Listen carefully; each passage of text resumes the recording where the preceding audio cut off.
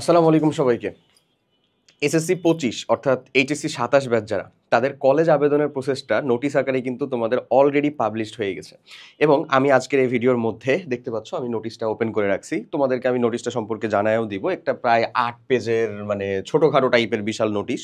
এই নোটিশের মধ্যে মানে যাবতীয় সংজ্ঞা থেকে শুরু করে অনেক কথাবার্তা বলা আছে। বাট তোমাদের জন্য প্রয়োজনীয় যে ডিটেইলড ইনফরমেশনগুলা সেগুলা তোমাদের সামনে উপস্থাপন করার চেষ্টা করব। তুমি নোটিশটাও নিয়ে রাখবা অবভিয়াসলি। নোটিশটা থেকে চেষ্টা করবা ওখান থেকে নিজে যতটুকু মানে আমি তো এখানে বলেই দিব তোমাকে। প্লাস তোমার কলেজ সিলেকশন নিয়ে কি কি জিনিসপত্র অবশ্যই মানে আগে যতটুকু মানে মাইন্ডে সেট আপ ছিল ঠিক আছে, এখন আত্মীয় স্বজন, তারপরে হচ্ছে তোমার কাছের মানুষজন, বাবা মা, তোমার কলেজ টিচার না হোক, স্কুল টিচার, কোনো বড় ভাই, যাদেরই মাধ্যমে হোক না কেন, আমাদের মাধ্যম দিয়ে হোক না কেন, প্রপার গাইডেন্সের ভিতরে থাকো। কারণ এই সময়েই তোমার সামনে এইচএসসি লাইফের যে 2টা বছর সেটা কেমন হতে চলেছে, তোমার কলেজ লাইফটা কেমন হতে চলেছে, কলেজ লাইফে তোমার জন্য কি কি অপেক্ষা করছে, সব কিছুই কাইন্ড অফ নির্ধারণ হয়ে যাবে। সো তোমরা যত যাই চিন্তা করো, এটাকে ওভার হাইপ করার কিচ্ছু নাই আসলে। তবে অবশ্যই অবশ্যই কোনো প্রকার ভুল সিলেকশন যেন না হয়। একটা স্টুডেন্ট, একটা মানুষও, একটা শিক্ষার্থীও যেন ভুলভাবে তার মানে কলেজের সাথে যুক্ত না হয়, বা তার কলেজ জীবন আসলে সে যেরকম ডিজায়ার করতো সেটা সম্পূর্ণ যেন বিপরীত না হয়ে যায়, সে যেন সেটাতে মানানসই আকারে আসলে মানে তার সামনের 2 বছরটা কমপ্লিট করতে পারে।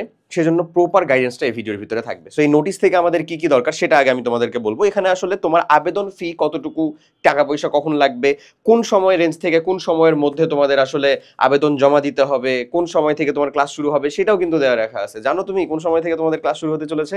15ই সেপ্টেম্বর কিন্তু। সো তোমার কলেজ লাইফে আসলে তোমাকে অনেক অনেক স্বাগতম। তো প্রথম দিকের ভাই যে ফার্স্টের দিকের পেপারগুলাতে মানে পেজগুলাতে আমাদের জন্য ইম্পর্টেন্ট সেরকম কিছু নাই। সো আমরা একটু নিচের দিকে যাব। আমাদের জন্য প্রয়োজনীয় যে জায়গাটা সেখান থেকে শুরু হবে হচ্ছে আসলে এই যে এখান থেকে, এই পেজ থেকে।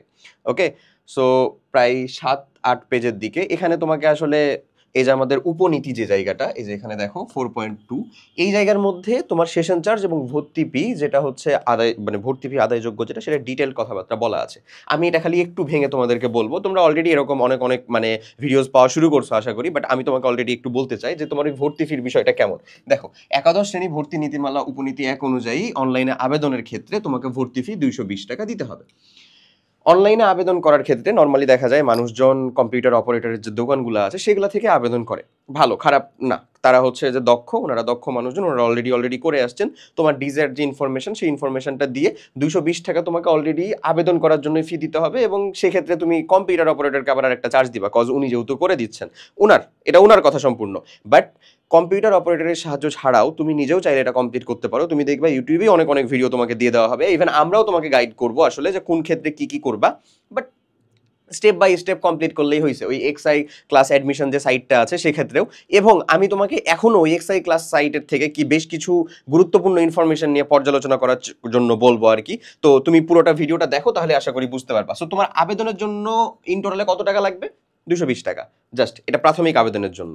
এরপরে এই যে এখানে কিছু কথা বলা, যে ধরো এই যে ওই রেড ক্রিসেন্ট ফি বাবদ একটা 40% যেটা 24 টাকা গ্রহণ করবে বোর্ড, এগুলা নিয়ে এখন আপাতত চিন্তা করার তোমার কোনো প্রয়োজন নেই, এগুলা থাকুক। তুমি চলে আসো তোমার এই যে এইখানে কথা, যে আমাদের এমপিও ভুক্ত প্রতিষ্ঠানের জন্য সেশন চার্জ এবং ভর্তি ফি যেটা গ্রহণ করতে হবে সেটা এখানে দেওয়া। বাট এটাও তোমার আবেদনের সময় লাগবে না। এটা কোন সময় লাগবে ভাই?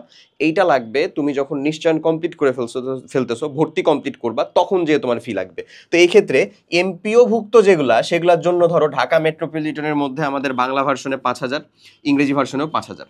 ঠিক আছে, এমপিও ভুক্ত মানে হচ্ছে যারা সরকারি অর্ডার থেকে আসলে বা রাষ্ট্রীয় কোষাগার থেকে কি বেতন ভাতাদি পেয়ে থাকেন তারা।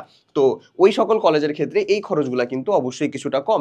মানে ঢাকা ব্যতীত যেগুলো মেট্রোপলিটন সেখানে হচ্ছে 3,000, জেলা পর্যায়েরগুলো 2,000, উপজেলা বা মফস্বল এলাকারগুলো 1,500 চার্জ।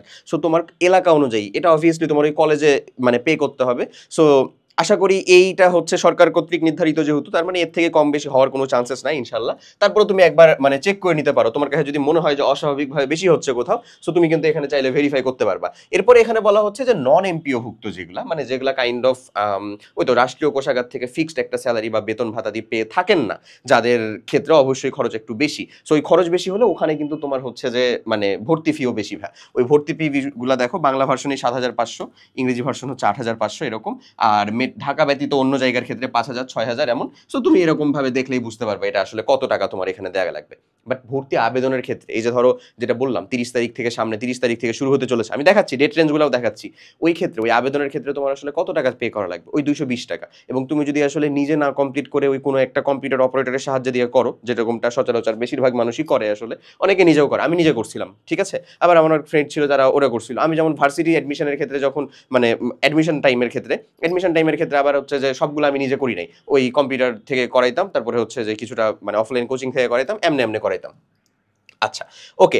এরপরে এই যে এখানে দেখো, এখানে যেটা বলতেছে সেটা হচ্ছে যে শিক্ষা বোর্ড কর্তৃক শিক্ষার্থীর নিকট থেকে ভর্তির প্রাথমিক নিশ্চয়ন করার সময় শিক্ষার্থী প্রতি নিম্নোক্ত ফিটা দিবে। এই নিম্নোক্ত ফি তোমাকে হচ্ছে বোর্ডে দিতে হবে, হ্যাঁ, শিক্ষা বোর্ডের কাছে দিতে হবে। এটা হচ্ছে 335 টাকা। এটা মোটে 335, অনেক মানে রেজিস্ট্রেশন ফি, ক্রীড়া ফি, তারপরে রোভার বা রেঞ্জার, তারপরে রেড ক্রিসেন্ট, তারপরে বিজ্ঞান প্রযুক্তি, তারপরে বিকেএসপি, এরকম ভাবে টোটালে 335 টাকা এটা বোর্ডে তোমাকে দেওয়া লাগবে। এটা প্রাথমিক নিশ্চয়নের পর। প্রাথমিক নিশ্চয়ন কি, কখন হবে, কিভাবে হবে, যাচ্ছি সেগুলোতে ডিটেলস, কোনো চিন্তা নাই, আরামসে টোটালটা দেখো, তাহলে তুমি বুঝতে পারবা। ওকে, সো এই হচ্ছে তোমার টাকার কথা। এখন চলে আসো ভাই সব থেকে গুরুত্বপূর্ণ যে জায়গাটা, সেটা হচ্ছে এই যে এটা, ঠিক আছে। ফল প্রকাশ, দেখো আবেদন, ফল প্রকাশ, ভর্তি, ক্লাস শুরু সংক্রান্ত টোটাল টাইম লাইনটা এখানে দেওয়া আছে ডেট রেঞ্জ সহ। সো এইখানেই হচ্ছে তোমার আলটিমেটলি মানে মেইন ফোকাসটা দিতে হবে। দেখো প্রথম যেটা, সেটা হচ্ছে অবশ্যই তোমাকে প্রাথমিক আবেদন কমপ্লিট করতে হবে। কত? ওই যে 220 টাকা দিয়ে। ওটা কোথা থেকে করবা? এক্সআই ক্লাস অ্যাডমিশন যে ওয়েবসাইট আছে, আমি নিয়ে যাবো এক্ষুনি, ওখান থেকে করবা।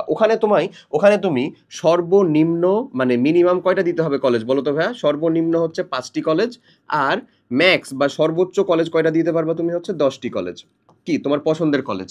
এই পছন্দের কলেজের ভিতরে তোমাদের অনেক কোয়েশ্চেন থাকে যে ভাই মাইগ্রেশন রিলেটেড জিনিসপাতি বা আমি আসলেও পাবো কিনা, প্রথমবার চয়েসে যদি না পাই, আমার তো মার্ক মানে মোটামুটি ধরেন যেরকম আসছে সেই রেঞ্জে নাও চলে আসতে পারে হয়তো বা কলেজ, তাহলে কি করব? ডিটেলস তোমাকে এখানেই গাইডেন্স দেওয়া আছে, তুমি দেখলেই বুঝতে পারবা। চলো আমি পয়েন্টগুলো একটু ভেঙে তোমাকে বুঝাই। প্রথমে যেটা বলতেছে, ভর্তির জন্য অনলাইনে আবেদন গ্রহণ। একেবারে শুরুতে ভর্তির জন্য মানে ধরো তোমার রেজাল্ট ঠিক আছে, তুমি কোনো প্রকার কি বোর্ড চ্যালেঞ্জ কিছু করো নাই, তোমার রেজাল্ট যেটা আছে সেটাতে তুমি খুশি আছো, ওইটার জন্য তোমার আবেদন গ্রহণ, ভর্তির জন্য আবেদন গ্রহণ। এই আবেদন গ্রহণটা কত ভাই? 30 তারিখ থেকে শুরু হবে, সামনে বুধবার 30 তারিখ, অর্থাৎ জুলাইয়ের 30 থেকে, আর শেষ হবে হচ্ছে ভাইয়া আগস্টের 11 তারিখে, সোমবারে শেষ হবে। এই টাইমের ভিতরে তুমি তোমার 5টা, সর্বনিম্ন 5টা, সর্বোচ্চ 10টা কলেজকে সিলেক্ট করবা। আমার সাজেশন থাকবে অবশ্যই 10টা কলেজকে সিলেক্ট করার, ঠিক আছে। আচ্ছা, যেন প্রথমবারে বিষয়টা স্মুথ হয়ে যায়, তোমাকে যেন দ্বিতীয় থার্ড অ্যাটেম্প ফোর্থ অ্যাটেম্পে যাইতেই না হয়। এবং কলেজ সিলেকশনের ক্ষেত্রে বেশ কিছু ইনফরমেশন মানে বিষয় আশাই দেখতে হবে, লক্ষ্য করতে হবে, সেটা নিয়েও আমি আলোচনা করব, দ্রুত আলোচনা করব। সো প্যারা খেও না, সমস্যা নেই। ওকে, বুঝা গেছে। এখন আবেদন যাচাই বাছাই ও আপত্তি নিষ্পত্তি, এটা প্রথমেই। এই আপত্তি নিষ্পত্তি হয়ে যাবে ভাইয়া 12 তারিখে, আবেদন যাচাই বাছাই মঙ্গলবার, পরে একদিনে। এখন দেখো শুধুমাত্র পুনঃনিরীক্ষণের ফলাফল পরিবর্তিত শিক্ষার্থীদের আবেদন গ্রহণ, অর্থাৎ যারা এখন বোর্ড চ্যালেঞ্জ করেছে, যারা বোর্ড চ্যালেঞ্জের তার ফলাফল মানে যার 79 আসছে ধরো, সে এ প্লাসের জন্য, কারণ তুমি জানো অনেক জায়গাতে জিপিএ 5 চাচ্ছে বা আমাদের মানে পয়েন্ট বেশি চাচ্ছে কম চাচ্ছে, বুঝতেছো তো জিনিসটা। তো যারা পুনঃনির্ধারণের জন্য বলেছে অর্থাৎ বোর্ড চ্যালেঞ্জ করেছে, তাদের ফলাফল দিয়ে তাদের আবেদনটা গ্রহণ হবে শুধুমাত্র 13/8/2025 থেকে 14/8/2025, মানে ওই বুধবার থেকে শুরু করে বৃহস্পতিবার পর্যন্ত শুধুমাত্র তারা আবেদন করবে। আর তোমরা যারা রেগুলার আছো, মানে আমরা যারা রেগুলার শিক্ষার্থী, তারা আবেদন করবে কোন সময়? ওই বুধবার থেকে সোমবার, অর্থাৎ 30 তারিখ থেকে 11 তারিখের মধ্যে। ওকে, এখন পছন্দক্রম পরিবর্তনের সময় এই জিনিসটা আসলে কি বোঝায়? তোমাকে একটা লাস্ট সুযোগ দেওয়া, নাথিং এলস। এই যে পছন্দক্রম পরিবর্তনের সময় আছে না, এটা হচ্ছে তোমাকে একটা শেষ সুযোগ দেওয়া। এটা কি দেখো, 15/8, এই যে শুক্রবার, এই শুক্রবার থেকে তোমার প্রথম পর্যায়ে নির্ধারিত ফলাফল প্রকাশ তার আগ পর্যন্ত, অর্থাৎ হচ্ছে এই যে 20 তারিখের আগ পর্যন্ত, মানে জাস্ট এই তারিখের ভিতরে 15/8, এই তারিখ থেকে তুমি তোমার পছন্দক্রমটা চেঞ্জ করতে পারবা। কেমন? তুমি প্রাথমিক সিলেকশন দিছো, 1 নম্বরে একটা কলেজ, 1 নম্বরে মধুপুর দিলা, 2 নম্বরে হচ্ছে জামালপুর দিলা, যাই হোক যেখানে যেটা দিলা, 3 নম্বরে হচ্ছে যে একটা দিলা, এ ধরো ক দিলা, এখানে খ দিলা, এখানে হচ্ছে যে ডি দিলা, হোয়াট এভার ইট ইজ। এখন তোমার কাছে দিয়ে দেওয়ার পরে মনে হচ্ছে আসলে যে না, আমি সিলেকশনটা একটু চেঞ্জ করতে চাই, অনেকের সাথে কথাবার্তা বলে, অনেকের সাথে মানে আলাপ আলোচনা করে, হইতে পারে না মানুষজনের। সো এই একেবারে ফাইনাল সিলেকশন দেওয়ার টাইমটা হচ্ছে তোমার এই 15 তারিখ, এরপরে আর চেঞ্জ করতে তুমি পারবে না। এরপরে আর তুমি চেঞ্জ করতে পারবা না। এবং মাইগ্রেশনের যে একটা বিষয় আছে সেই রিলেটেডও কথাবার্তা আমি বলবো এবং ওইটা সম্পর্কেও যাবতীয় ক্লিয়ারিফিকেশন আমি দিব, কোনো সমস্যা নেই, আশা করি বুঝতে পারবা। ওকে, সো এই ঘটনা ঘটার পরেও তোমাকে প্রথম পর্যায়ে নির্বাচিত শিক্ষার্থীদের ফলাফল প্রকাশ করা হবে হচ্ছে ভাই এই 20 তারিখ রাত 8টায়। সো তুমি তোমার পছন্দের কলেজটা পাইলা কিনা, তুমি 1 থেকে 10-এর মধ্যে কোন কলেজে সিলেক্ট হইছো, আদৌ কোনোটাতে হইছো কিনা, নাকি প্রথমটাতে সিলেক্ট হয়ে গেছো, নাকি 5 নাম্বারটাতে, নাকি 7 নাম্বারটাতে, কোনটাতে হইছো, এটা জানতে পারবা হচ্ছে ভাই তুমি বুধবার রাত 8টায় 20 তারিখ 20 আগস্ট। এইটা জানার পরে তোমাকে এখন নিশ্চয়ন, মানে তোমার যদি পছন্দের সিলেকশন হয়ে যায় ওইটা, তোমাকে সেটা নিশ্চয়ন করতে হবে। একটা ভালো কথা মাথায় রাখবা, ধরো আমি তোমাকে বলি, ধরো তোমার 3 নাম্বার কলেজ, মানে 3 থেকে উপরের দিকে কলেজে হলে পড়ার খুব ইচ্ছা, তুমি পাইছো হচ্ছে 7 নাম্বার কলেজ। তুমি তোমার মানে এটা কিসের উপর ভিত্তি করে পাচ্ছ? তোমার পয়েন্টে দিয়ে তোমার আবেদন যোগ্যতা, তারপরে তুমি পাচ্ছ হচ্ছে তোমার মার্কের উপর ভিত্তি করে। এবং কত মার্ক, মানে সবাই আসলে কত মার্ক পাইছে এবং কতজন ওই কলেজ সিলেক্টটাকে মানে সব প্রায়োরিটির দিকে দিছে, সব কিছুই তো মানতে হবে। ধরো 3 নাম্বারে তোমার থেকে বেশি মার্ক পাওয়া কেউ একজন ওই 3 নাম্বারে এটাকে দিছে বা প্রায়োরিটিতে দিছে, তার মানে সে আগে অগ্রাধিকার প্রাপ্ত না ওখানে, তো সে কিন্তু ওটাতে চান্স পেয়ে গেছে। ধরে নাও তুমি ওটার জন্য পাও নাই, তুমি পাইছো 7 নাম্বারে। এখন কথা হচ্ছে তুমি নিশ্চয়ন করবা কিনা? উত্তরটা হচ্ছে হ্যাঁ ভাই, করে ফেলতে হবে। এবং এই 10টা কলেজ এরকমভাবেই সিলেক্ট করতে হবে যেন তোমার মার্কের সাথে সামঞ্জস্যপূর্ণ হয় এবং এর ভিতর থেকে যে কোনো একটা হইলেও তুমি যেন মোটামুটি লেভেলে কনফিডেন্স থাকো ভর্তি হওয়ার জন্য। তাহলে যেন প্রথম ধাক্কাতেই এই ঝামেলাটা পার হয়ে যায়। নাহলে সেকেন্ড বার চয়েস দেওয়ার যে অপশন নাই এমন না, আছে, থার্ড টাইমও আছে, but max third time. But believe me 90% পাবলিকের আসলে ডান হয়ে যাবে এই প্রথমবারে, 90%। 10% থাকবে হচ্ছে ভাই বাকি, 10% থাকবে বাকি। এরা কি জন্য বাকি থাকবে? ওই যে পছন্দের কলেজ বা 1 থেকে 10 নাম্বার কলেজের ভিতরে সিলেক্ট হয়নি, এমনও হইতে পারে পছন্দের কলেজে আসতেছে না, অথবা সে প্রাথমিক নিশ্চয়নটা কমপ্লিট করে না। এই যে দেখো তোমাকে এখানে বলছে না যে নির্বাচিত শিক্ষার্থীদের ফল প্রকাশ, এটার পরেই কিন্তু তোমাকে এই যে শিক্ষার্থী নিশ্চয়ন না করলে প্রথম পর্যায়ের নির্বাচন এবং আবেদন বাতিল হবে, তাকে পুনরায় ফি সহ আবেদন করতে হবে। তারপরে তুমি যখন মানে তোমাকে যখন একটা কলেজ বললো বোর্ড যে তুমি এই কলেজের জন্য ভর্তি যোগ্য, এখন ওখানেই যে থেকে যাবে এমন কিন্তু না, এটা কিন্তু মাইগ্রেশন হইতে পারে, আমি যাচ্ছি সেখানে, এটা কিন্তু মাইগ্রেশন হইতে পারে। এখন কথা হচ্ছে যে তুমি ওখানে ভর্তিযোগ্য, হ্যাঁ, একটা বিষয় মাথায় রেখো, তুমি ওখানে ভর্তিযোগ্য, কিন্তু তুমি নিশ্চয়নটা হচ্ছে যে মানে তোমাকে এখন ওইটা নিশ্চয়ন তোমাকে করতে হবে, তারপরেই তোমার নিশ্চয়ন করতে হবে। তুমি নিশ্চয়ন যদি না করো তাহলে তোমার প্রথম পর্যায়ের যে আবেদন সেটা বাতিল হয়ে যাবে, তোমার কোনো মাইগ্রেশন থেকে শুরু করে কিচ্ছু চালু থাকবে না, কিছুই না, তোমাকে আবার ওই 220 টাকা ফি দিয়ে আবেদন করতে হবে। বাট মাথায় রেখো, মোস্ট অফ দ্য পাবলিক কিন্তু তারা নিশ্চয়ন করে ফেলবে, যেহেতু পছন্দের মানে যেটা আসছে পছন্দের কলেজ চলে আসছে। এটা কিন্তু অনেকটা ভাগ্য নির্ভর ভাই, অনেকটা ভাগ্য নির্ভর, তারপরে তোমার মার্ক কেমন আসছে সেটার উপর নির্ভর। এখন ধরো তুমি হাইয়েস্ট মার্ক পাইছো, 1200+ মার্ক পাইছো, 1200+ মার্ক পা মানে ধরে নিলাম আমি যে মোটামুটি একটা রেঞ্জের মার্ক পাইছো, তাহলে তুমি যেই কলেজেই দিবা কাইন্ড অফ ওই 1 2 3 এর ভিতরেই তো চলে আসবে। সব থেকে বেশি ডাইলেমার মধ্যে থাকে যে মাঝামাঝি অবস্থায় যে মানুষগুলো থাকে তারা, ঠিক আছে? সো যাই হোক, তো তোমাকে নিশ্চয়ন করতে হবে, তুমি যদি নিশ্চয়ন না করো তাহলে তোমার আবেদনটা বাতিল হয়ে যাবে, তোমাকে আবেদন করতে হবে। দ্বিতীয় পর্যায়ে আবেদন গ্রহণ হবে দেখো 23/8/25। বাট আমার তোমাদের প্রতি একটা হাম্বল রিকোয়েস্ট থাকবে যে প্রথম পর্যায়ের আবেদনটাই খুবই সিরিয়াসলি করার, যেন প্রথম পর্যায়ে তোমার 100 একটা কলেজ, তোমার পছন্দের কলেজ, মোটামুটি তুমি ভর্তির জন্য কনফিডেন্স এরকম একটা কলেজ তোমার হয়ে যায় এবং তুমি নিশ্চয়ন করে দাও, এটা যেন খুব স্মুথলি কেটে যায়, এটা আমার তরফ থেকে সাজেশন। যদি না হয় তাহলে তো অবশ্যই আছে, মাইগ্রেশনের কথাটা আমি বলতেছি, থামো। ওকে, দেখো এবার প্রথম পছন্দক্রম অনুযায়ী প্রথম মাইগ্রেশনের ফল প্রকাশ, তোমাকে মাইগ্রেশনের ফল প্রকাশ করলো কত? 28 আগস্টে প্রথম মাইগ্রেশনের ফল প্রকাশ করলো। মাইগ্রেশনের ফল প্রকাশটা কি? মাইগ্রেশন কখনো নিম্নমুখী হয় না, এটা মাথায় রাখবা, কখনো তুমি নিচের দিকে আসতে পারবে না, কখনো না। বাই ডিফল্ট তুমি যখন হচ্ছে 1 2 3 4 এই যে 4 কলেজের হচ্ছে ধরো লিস্ট দিলা, হ্যাঁ, তখন বোর্ড বুঝেই গেছে যে তোমার এ নাম্বার যে কলেজ এটাতে ভর্তি হওয়ার সর্বাত্মক ইচ্ছা আছে। ধরো তুমি পাইছো হচ্ছে এই যে ডি নাম্বার কলেজ, 4 নাম্বারে ডি কলেজটা তুমি পাইছো, ঠিক আছে? এখন ধরে নাও 1 2 3-এ কিছু সিট ফাঁকা হয়েছে, তো তোমার সিরিয়াল অনুযায়ী মানে বাড়বে কি, তোমার যদি মানে তুমি যদি সিট ফাঁকা হয়েছে, তোমার জিপিএ আছে যোগ্য, তুমি জিপিএ ভর্তি মানে কি বলবো অ্যাপ্লাই করার জন্য যোগ্য। এখন ধরে নাও না, যোগ্য না হলে তো তুমি পারবাই না অ্যাপ্লাই করতে, তাহলে তোমাকে সুন্দর মতন কি এই যে এটাতে উঠাই দিবে, তিনে ফাঁকা হয়েছে না, তুমি সুন্দর মতন উঠে যাবা। এটা সবসময় উপরের দিকে যাবে, ঊর্ধ্বগামী, কখনোই নিম্নগামী হবে না, নিচেরটা হবে না, তুমি যেটা পাইছো সেটা নিচে কখনোই তুমি নামবা না, ইনশাল্লাহ সবসময় ঊর্ধ্বগামী হবে। এবং এটা তোমাকে প্রথম নিশ্চয়নটা আসলে কমপ্লিট করতে হবে, তাহলেই তুমি মাইগ্রেশনের আওতায় থাকলা, ঠিক আছে? তুমি নিশ্চয়ন কমপ্লিট না করে কিন্তু মাইগ্রেশনের আওতায় থাকতে পারবে না। তারপরে এটা চলে যাবে টোটালি লাকের উপরে, যে ওখানে কেউ যদি নিশ্চয়ন করে না থাকে, যদি ফাঁকা থাকে, তাহলে কিন্তু তুমি ঠিকই চলে যাবে। তাই প্রথম নিশ্চয়নটাই হচ্ছে কাইন্ড অফ বলতে পারো সব থেকে গুরুত্বপূর্ণ একটা স্টেপ, এবং তোমার জন্য মানে তোমার মানে কি বলবো লাইফ চেঞ্জকারী বলো অথবা তোমার কলেজ চেঞ্জকারী একটা স্টেপ, ঠিক আছে? ওকে, এরপরে আসো দ্বিতীয় পর্যায়ের ফল প্রকাশ হবে মাইগ্রেশনের পরে, কিন্তু ভালো করে দেখো এই যে রাত 8টায়, ওই বৃহস্পতিবার রাত 8টায় ফল প্রকাশও হবে, আবার হচ্ছে মাইগ্রেশনের ফল প্রকাশ হবে ওই দিনই। ওকে, এরপরে দ্বিতীয় পর্যায়ে শিক্ষার্থীর নির্বাচন নিশ্চয়ন, এটা কত 29 থেকে 30 রাতের মধ্যে। ঠিক আছে, তৃতীয় পর্যায়ের আবেদন গ্রহণ, এই যে কথা বললাম তৃতীয় পর্যায়ের আবেদন গ্রহণ, এটার জন্য নেওয়া হবে হচ্ছে 31 তারিখ থেকে 1 তারিখ। দেখো কত অল্প সময়ের জন্য আবেদন নেওয়া হচ্ছে, মানে এই দ্বিতীয় পর্যায়ের পরেও কেউ হচ্ছে যে হতভাগা থেকে যেতে পারে, তারপরে তাদের তৃতীয় পর্যায়ে নেওয়া হবে। এরপরে পছন্দক্রম অনুযায়ী দ্বিতীয় মাইগ্রেশনের ফল প্রকাশ। প্রথম মাইগ্রেশন হলো, তোমারটা প্রথম মাইগ্রেশনে হয়নি, তুমি ধরো তুমি প্রথম নিশ্চয়ন করছিলা, তোমারটা হইতে পারে দ্বিতীয় মাইগ্রেশনে চেঞ্জ হয়েছে, হইতেই পারে, হইতেই পারে। ঠিক আছে, সো প্রথম মাইগ্রেশন মানে প্রথম যে নিশ্চয়ন সেটাকেই প্রথমবার কলেজ চয়েস, প্রাথমিক যেটা সিলেকশন সেটা সর্বোচ্চ ভালো মতন করবা, তারপরে যে কলেজ আসছে তোমার 10 কলেজের ভিতরে ইনশাল্লাহ সেটাকে নিশ্চয়ন করার চেষ্টায় থাকবা। তারপরে আমি তোমাকে দেখাই দিচ্ছি বা বলে দিচ্ছি যে কিরকম ভাবে তুমি এখন থেকে কিছুটা প্রিপারেশন নিতে পারো। ওকে, আচ্ছা তাহলে এটা কত আসলে, এটা হচ্ছে ওই 3 তারিখ।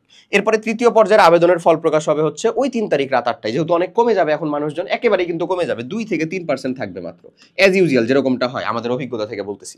এরপরে দেখো তৃতীয় পর্যায়ে নির্বাচন নিশ্চয়নের জন্য সময় দেওয়া হবে। আচ্ছা, আর সর্বশেষ মাইগ্রেশনের ফল প্রকাশ হবে হচ্ছে 5/9/2025, এবং তোমার ক্লাস শুরু হওয়ার একটা সম্ভাব্য ডেট দিয়ে রাখা হয়েছে, সেটা কি 15 সেপ্টেম্বর, মানে welcome to your HSC life, the most important life. Okay, so ভর্তি দেখো, ভর্তি তোমাকে কমপ্লিট করতে হবে 7/9 থেকে আসলে আমাদের 14/9 পর্যন্ত। ওকে, তারপরে আমাদের 15 তারিখ থেকেই ক্লাস শুরু হয়ে যাবে। বুঝা গেছে এই ডিটেলস জিনিসপাতিগুলা? এটা হচ্ছে তোমার বোর্ড থেকে নোটিশ। এখন তোমার এখন কাজকামগুলা কি কি? হ্যাঁ, তুমি হচ্ছে যে টাকা পয়সা চিন্তা ভাবনা তো এটা তো নিলাই রাখলাই, কলেজ রিলেটেড জিনিসপাতি তুমি কি কি মনে রাখবা? দেখো এখানে আমি দিয়ে রাখছি ওই জন্য কলেজ সিলেকশন। সো তোমার ফার্স্ট অফ অল কলেজ সিলেকশনের জন্য গুরুত্বপূর্ণ যে জিনিসটা সেটা হচ্ছে তোমার রেজাল্ট। রেজাল্ট মানে তুমি আসলে ওর্থ কতটুকু এবং কোনগুলার জন্য ওর্থ। তারপরে রেজাল্ট অনুযায়ী যদি তুমি মোটামুটিভাবে ফিটেড হও, তাহলে ধরো ফিট হওয়ার পরে তোমার 4টা বা 5টা কলেজ দেখতে পাচ্ছ যে এই রেজাল্টগুলো মানে এই কলেজে আমি হচ্ছে মোটামুটিভাবে ফিট, তাহলে তোমাকে কনসার্নে নিতে হবে হচ্ছে এই বিষয়গুলো। দেখো হ্যাঁ, তুমি ক্লাস করবা কিনা, তুমি সরকারি কলেজে পড়বা কিনা। সরকারি কলেজে যদি পড়ো তাহলে ক্লাস করার প্যারাটা ওই রকম লেভেলে থাকে না, যতদূর আমি জানি কলেজ ভেদে ভ্যারি হইতে পারে, বাট ওই রকম ভাবে থাকে না। মানে তুমি নিজে পড়বা, নিজে হচ্ছে যে কোচিং করে করো, অনলাইনে পড়া করে পড়ো, যেভাবেই পড়ো না কেন, এবং তোমাকে পড়ার জন্য সবসময় যে হচ্ছে জেলামুখী শহরমুখী অথবা হচ্ছে তোমাকে এইমুখী হইতে হবে, কি বলবো যে মানে এই আমাদের সেন্টার ঢাকামুখী হইতে হবে এমনটা কিন্তু জরুরি না। এখন এই অনলাইনের পড়াশোনা অনেক কিছুই সহজ হয়ে গেছে, এটা তুমি বুঝতেছো। ওই সেম মেন্টরকে দিয়ে মানে একজন শিক্ষার্থী পড়তে পারে, 1000 জন শিক্ষার্থীও পড়তে পারে। ঠিক আছে, এটা সম্পূর্ণ তার নিজের ইফোর্টের উপর ডিপেন্ড করতেছে। এমন অনেক মানুষের এখন হাজার হাজার উদাহরণ আছে যারা হচ্ছে কোনো প্রকার অফলাইনে কোনো পড়াশোনা, অফলাইনে কোনো কোচিং না করে শুধুমাত্র নিজের আত্মনিয়ন্ত্রণের উপর নির্ভর করে অনলাইনে ক্লাস কমপ্লিট করে নিজে বুঝে নিজের উদ্যোগে নিজের উদ্যমে কমপ্লিট করতে পারছে। বাট পরিবেশটা কি ম্যাটার না? অবশ্যই ম্যাটার, পরিবেশটা ম্যাটার। জন্য পরিবেশের কথাও রাখছি। তুমি যদি এরকম একটা পিয়ার প্রেশার যুক্ত পরিবেশের ভিতরে থাকো, তাহলে তোমার পড়াশোনার বিষয়টা অটোমেটিক্যালি কিছুটা বেশি হবে, কিছুটা ভালো হবে। সো এটা টোটালি ডিপেন্ড করতেছে তোমার উপরে। তোমার উপরে যদি নিয়ন্ত্রণ থাকে তাহলে আমি বলবো যে তুমি ক্লাস করবা কিনা, প্লাস হচ্ছে যাতায়াত, এগুলোর উপর নির্ভর করে নিজের যে এলাকা, এইচএসসি লাইফটা অন্তত ফ্যামিলির সাথেই থাকো, এটা আমার সাজেশন। বুঝছো ভাইয়া? এটা আমার সাজেশন। এখানে এখন আপাতত ঢাকা মুভ করার বা আদার্স অন্য কোনো জায়গার ভিতরে মুভ করাটা নট ম্যান্ডেটরি। ওকে, আচ্ছা এরপরে আসো যাতায়াত, মানে ওই যে ঢাকার ভিতরেই যারা অবস্থান করতে তারা ঢাকা মুভ করবা কি, তাহলে তোমাদের জন্য যাতায়াতটা খুবই খুবই জরুরি। বিলিভ মি, যাতায়াত করার ক্ষেত্রে মাথায় রাখো তোমার বাসা থেকে যেন একেবারে মানে যতটা নেয়ারে হয়, যতটা নিকটে হয় তোমার এই কলেজ, যতটা নিকটে হয়, চারিদিকের মধ্যে যতটা নিকটে হয়। কারণ যা ঢাকাতে যাতায়াতেই হচ্ছে যে হিউজ একটা টাইম ওয়েস্ট হয়ে যায়। সেই টাইম যেটা ওয়েস্ট হচ্ছে সেটা তোমার ক্ষেত্রে ওয়েস্ট হচ্ছে, ধরো অন্য কেউ ওয়েস্ট না করে ওটাকে কাজেও লাগাতে পারে। So be careful. ঠিক আছে, এই যে আমি ধরো এখান থেকে আছি, এখান দিয়ে গেলে হচ্ছে যে এখানে তুমি নূর মোহাম্মদ পাবা, এখান দিয়ে গেলে হচ্ছে ওই যে বদরুন্নেসা পাবা, এখান দিয়ে গেলে মানে যেই যতগুলো কলেজ আছে, যে মানে আশেপাশে বেশ কিছু কলেজ আছে, তারপরে হচ্ছে যে ওই আমাদের ইঞ্জিনিয়ারিং স্কুল অ্যান্ড কলেজ আছে, উদয়ন স্কুল অ্যান্ড কলেজ আছে, যেটাই হোক না কেন তুমি চেষ্টা করবা এরকমভাবে রাখার যেন তোমার রেঞ্জের ভিতরে থাকে, কারণ এক্সাম দিতে হইলেও তো তোমাকে যাতায়াত করা লাগবে। লাস্ট অফ অন হচ্ছে ভাই খরচ, খুবই খুবই জরুরি একটা জিনিস। যে তোমার এইচএসসি লাইফের, তুমি যদি সায়েন্সে পড়াশোনা করো এইচএসসি লাইফে অবভিয়াসলি ভালো মতন একটা খরচ আছে, সেই খরচটাও তোমাকে মাথায় রাখতে হবে এই ইয়ার মধ্যেই, এই যে তোমার কলেজ সিলেকশনের ভিতরেই। সো কলেজের একটা খরচ, বেসরকারি কলেজ হলে তো অবশ্যই তার ভিতরে আরও বেশ কিছু খরচ আছে, বেতন থাকে, তারপরে হচ্ছে আরও অনেক ফি থাকে, অনেক অনেক খরচই কিন্তু থাকে। এর পাশাপাশি তুমি কিন্তু এক গাদা বই কিনে পড়াশোনা করবা, এইচএসসি লাইফের পড়াশোনা এই যে এখন থেকেই তো অনেকেই শুরু করছে, অনেকে জানো কিন্তু। এবং সেটার জন্য আমি তোমাদেরকে একটা সোর্সের কথা বলবো, আমাদেরই একটা প্রোগ্রাম চলতেছে অবশ্যই, HSC 27 academic to admission, most premium যে প্রোগ্রাম, সেটা কিন্তু অলরেডি লঞ্চ, এবং অলরেডি আমরা 10K টাইপস পিপুল একেবারে পেয়ে যাচ্ছি। ঠিক আছে, এতজন মানুষজন যুক্ত হয়ে গেছে। তাহলে তুমি ভাবো ইন টোটালে যতজন মানুষজন আছে, এতজন মানুষজনের ভিতর থেকে তুমি দেখতেছো তোমার আশেপাশে, তুমি হয়তো বা সামনাসামনি জানো না, আশেপাশে মানুষজন কিন্তু অলরেডি পড়াশোনা গোছানোর চিন্তা ভাবনা শুরু করে দিছে। যারা কলেজ প্রিপারেশন নিচ্ছ তারা যে পিছাই যাচ্ছ মোটেও না, বিন্দু মাত্র না। আলটিমেটলি তারা প্রিপারেশন নেওয়া শুরু করছে, মনস্থির করা শুরু করছে। তুমি জাস্ট খালি এইচএসসি লাইফের পড়াশোনা নিয়ে মনস্থির করো নি, তুমি ভাবতেছো কলেজ উঠে শুরু করবা। আলটিমেটলি তারা সমানেই আছে। বাট দ্য থিং, তুমি কলেজে উঠে প্রপার একটা কলেজ পাবা যদি তুমি হচ্ছে যে কলেজ প্রিপারেশন নাও। আর যারা এখন থেকে এইচএসসি প্রিপারেশন নিতে যাচ্ছে ওরা অ্যাটলিস্ট ভেক্টর, গুণগত রসায়ন, ম্যাট্রিক্স ট্যাট্রিক্স এগুলাতে ঠিকই কিছুটা আগায় থাকবে, এটা কিন্তু তোমাকে মানতেই হবে। তারা কিন্তু এখন হলেও কিছুটা ক্লাসগুলো ওভারভিউ করা শুরু করছে। আচ্ছা, এরপরে আসো এইচএসসি এর শীট, মানে ওই কলেজে পড়াশোনার জন্য এইচএসসি তো তোমাকে দিতে হবে। এইচএসসি পরীক্ষার শীটটা আসলে কোথায় পড়বে, ঠিক আছে? এটার জন্য আমি তোমাকে বলবো যে একটু খালি ব্যাকগ্রাউন্ডটা আশা করি শুনবা। এবং ব্যাকগ্রাউন্ড শুনবা হচ্ছে ওই কলেজ থেকে পাস করা কারো কাছ থেকে অথবা এখন যারা এইচএসসি দিচ্ছে তাদের কারো কাছ থেকে, ইমিডিয়েট সিনিয়রের কাছ থেকে শুনতে যাও না। এই ইমিডিয়েট সিনিয়রগুলো হারামজাদা হয়, আমরাও হারামজাদা ছিলাম সবসময়। ওরা কি করে জানো, ওরা হচ্ছে যে মানে আমি কলেজ লাইফের কালচারটা আর কি সব কলেজের জন্য মানে সেম বলছি না, তো সবাই আসলে অফেন্ড খাওয়ার কিছু নাই, কিন্তু ভার্সিটি লাইফের দিকে এইগুলো একেবারে এরকম হয়। মানে তোমাকে অনেকভাবে প্ররোচিত করবে যেন তুমি ওখানেই আসো, ঠিক আছে? মানে ভণ্ড এরা, যদিও তোমার হচ্ছে সম্পূর্ণটা সেটা খারাপ হয় না, বাট আমি তোমাকে বলবো তুমি যদি ব্যাকগ্রাউন্ডটা একটু খুঁজতে যাও, ওই কলেজের ফ্যাকাল্টি, ওই কলেজের স্যার, ল্যাব ফ্যাসিলিটিস, সিরিয়াসনেস কেমন, পরিবেশটা কেমন হবে, কোনো আদার ইস্যুজ আছে কিনা, যাবতীয় সম্পর্কে জানতে চাও, বিলিভ মি যারা পাস করে চলে গেছেন তাদের কাছ থেকে শোনো হয়, নাহলে যারা এখন এইচএসসি দিতেছেন একটা ব্যাচ, তাদের কাছ থেকে শোনো। ক্লিয়ার কথাবার্তা? আশা করি যে বোর্ড নোটিশটা তুমি পাইছো বা তোমাদেরকে যেটা আমি শেয়ার করলাম এটা সম্পর্কিত যা কিছু চিন্তা ভাবনা করার ছিল তা তুমি বুঝে গেছো। এখন এই 30 তারিখ পর্যন্ত তুমি কি কাজ করবা? তোমার কিছু কাজ আছে, আমি তোমাকে একটু বলি, খুবই ইম্পর্টেন্ট কাজ আছে ভাই। সেটা হইতেছে এই যে দেখো, এই এক্সআই মানে ইএসভিজি এক্সআই ক্লাস অ্যাডমিশন, এটা আমাদের gov.vd, এটা আমাদের যেটা সরকারি ওয়েবসাইট, সেটাতে আসবা। এই ওয়েবসাইটে এখন একটা নতুন এবং খুবই গুরুত্বপূর্ণ, আমার কাছে মনে হয় একেবারে সময় উপযুক্ত একটা বিষয় অ্যাড হয়েছে। সেটা হচ্ছে এই যে কলেজ ওভারভিউ, আসলেই দেখবে এটা খোলা আছে, এটা কলেজ ওভারভিউ দেওয়া আছে। এই কলেজ ওভারভিউ এর ভিতরে তুমি এখন তোমার আশেপাশে থাকা যে 10টা কলেজ সিলেক্ট করার চিন্তা করতেছো, তোমার জিপিএ সহ সেটা মিলতেছে কিনা, তোমার হচ্ছে যে সিট সংখ্যা কিরকম আছে, এটা কিন্তু টোটাল দেখতে পাবা এখানে। আমি তোমাকে একটু দেখাই দিই, এই যে দেখো কলেজ ওভারভিউ এর ভিতরে দেখো ঢাকা বোর্ডে আমি নিলাম, আমাদের ধরে নাও হচ্ছে যে ঢাকা মহানগরের ভিতরে আমি জেলা ধরে নাও হচ্ছে যে ধানমন্ডি সিলেক্ট করলাম, ধরে নাও। সো ধানমন্ডি সিলেক্ট করার পরে এবার আমি দেখো কলেজ সিলেক্ট করতেছি, আইডিয়াল কলেজ আছে, তারপরে হচ্ছে ঢাকা সিটি কলেজ, ধরে নাও এই যে ঢাকা সিটি কলেজ। এই যে দেখো ঢাকা সিটি কলেজের ক্ষেত্রে কি আমাদের মর্নিং শিফট, ডে শিফটে সবকিছু দেওয়া আছে।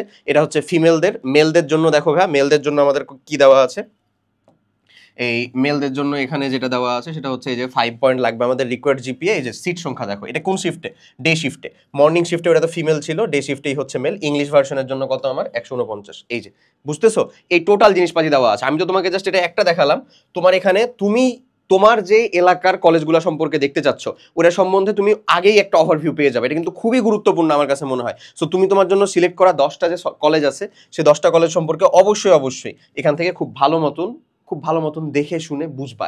এখনই তোমার এটা সময়। তুমি ওখানকার একজন বড় ভাইয়ের কাছ থেকে তো পরামর্শ নিবাই, ওটা তো একটু খোঁজার চেষ্টা করবাই। আমরা চেষ্টা করবো আমাদের সাথে যুক্ত থাকা স্টুডেন্ট কমিউনিটি থেকে তোমাদের জন্য এরকম একটা বিষয় করে দেওয়া, যেন তুমি ওখান থেকে পাস করা মানুষজন বা ওখান থেকে পড়া মানুষজনের কাছ থেকে ডিরেক্ট হচ্ছে যে এটা 1-to-1 আর কি শুনতে পারো, ঠিক আছে, অনলাইনে। আচ্ছা, এছাড়াও তুমি নিজে যে কাজটা করে দেখতে পাবা সেটা হচ্ছে তোমার জিপিএ 5 কত লাগবে রিকোয়ারমেন্ট, তোমার সিট সংখ্যা কত আছে সেখানে ইন ডিটেলস জিনিসপাতি এখান থেকে দেখতে পারবা।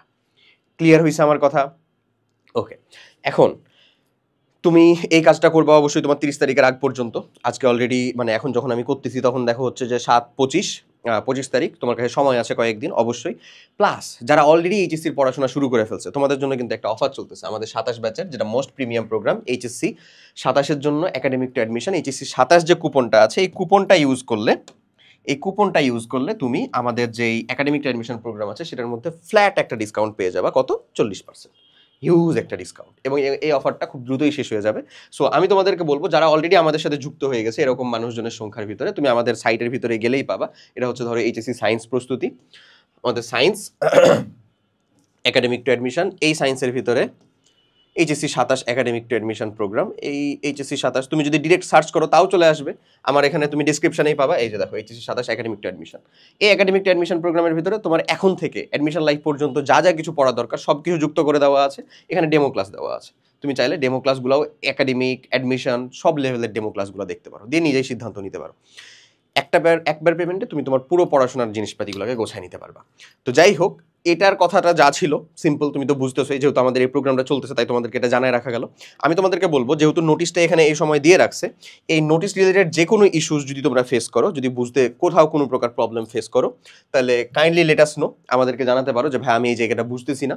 আমরা অবশ্যই সেটাকে সলভ করার চেষ্টা করবো। তুমি কমেন্টে জানাতে পারো, অথবা হচ্ছে আমাদের ইনবক্সেও, পেজের ইনবক্সেও জানাতে পারো, কোনো সমস্যা নেই। সেখান থেকে আমরা সেটাকে সলভ করার চেষ্টা করবো। এবং তোমাদের ভর্তি আবেদন শুরু হলে কিভাবে তুমি ঘরে বসে আবেদন করতে পারবা, এই রিলেটেড কমপ্লিট গাইডলাইন ইনশাল্লাহ আমরা আমাদের তরফ থেকে তোমাদেরকে দিয়ে দিব।